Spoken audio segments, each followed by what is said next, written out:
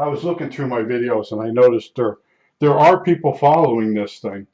I'm probably the first one to do a video on this receiver.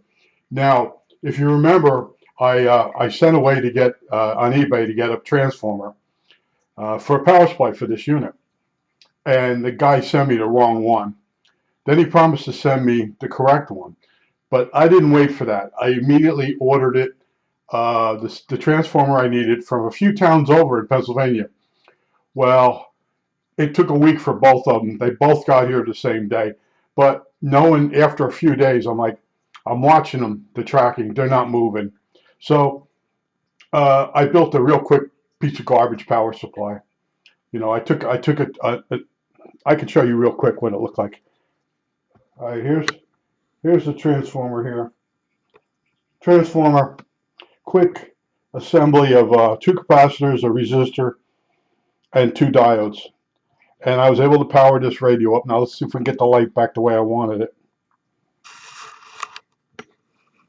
All right, so I was able to power it up and inject my signal with my blocking oscillator unit. And I was only able to get out the final output and to the speaker. So I know you do have to have that jumper on the back. So we got that far, and we went to the preamp for the final output, and it was all wrong. Nothing was coming out. So I got the schematic out, and I looked, and now we know these solar capacitors, most of them are going to be good, or it'll let the radio still work. Now what will kill this radio are these capacitors down here. There's three capacitors in each one of these cans, and one of them has, I think this one up here has a shorted one, and this one has an open one. The open one's keeping the audio, messing up that audio section. So I have to not recap. I'm going to leave them in, and I'm going to put grounding lugs up in here, right behind here, and then put the new capacitors in. So when you look at this radio from the top, if you take the top cover off and you look down, this radio will appear to be original. That's what I always shoot for. I don't know why. I just feel I should, try to keep this the way it is. Now, there is a guy that did a BC348, and he cut a lot of corners for the video. See, I do each video, each day I do a step on the radio and show you what I encounter and how to fix it. Or he's doing one for, in other words, he wants to make money.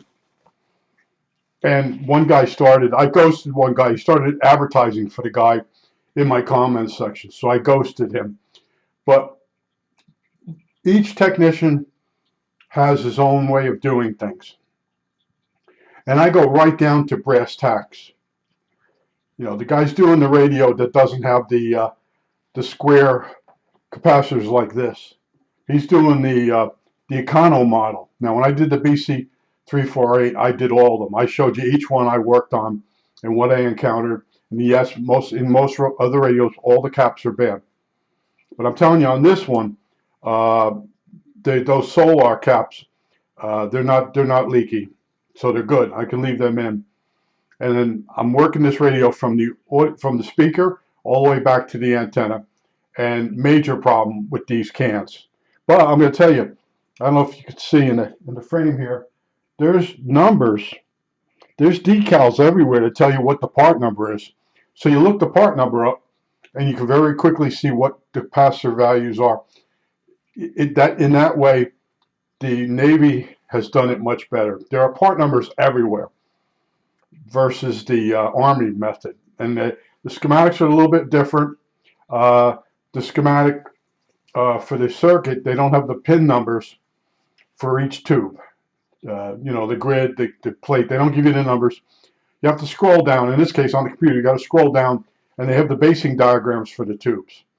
So I am working on this, and right now I'm waiting on the terminals, the grounding terminals. I'm going to start digging up the capacitors, make sure I have enough capacitors, 0.1s, 0.01s, and 0.5s.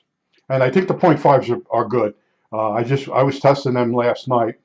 They're oil ones, but they're both good. And you know, with this old stuff, you don't know what's going to be good and what's going to be bad.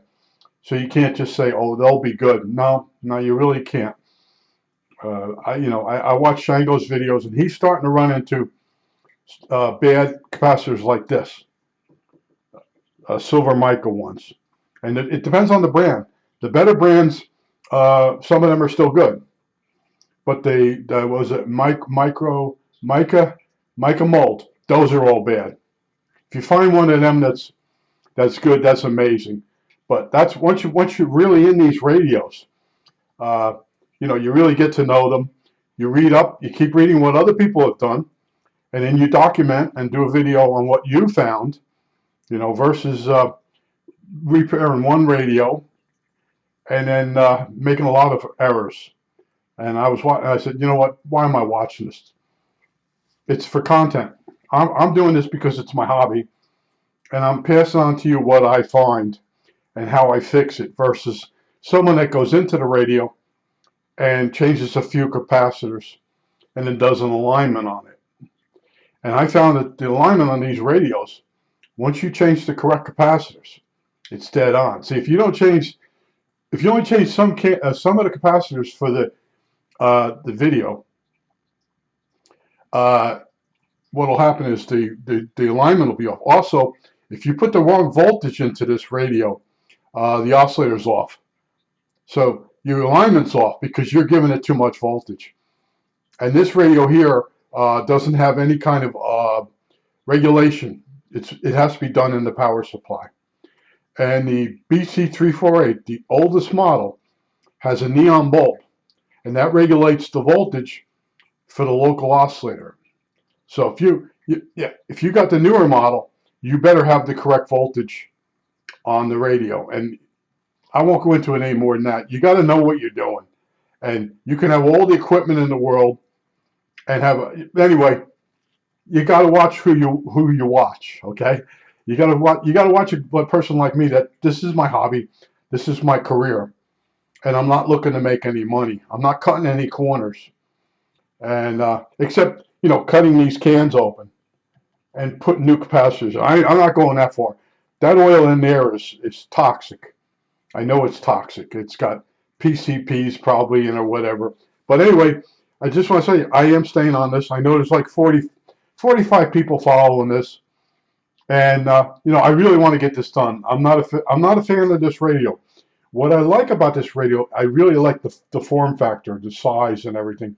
And it would be really cool if you could put a power supply in here. And I think it might be able to be put in here. It might be possible.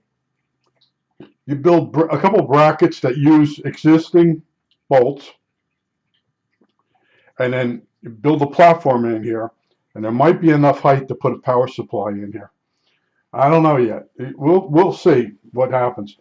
Because this, like I said, this got a really nice form factor, but it's got the wrong bands. I prefer an AM broadcast band on it. It's got the shortwave bands, but it won't do AM broadcast. I think that's it. That's it for now. All right, that's it.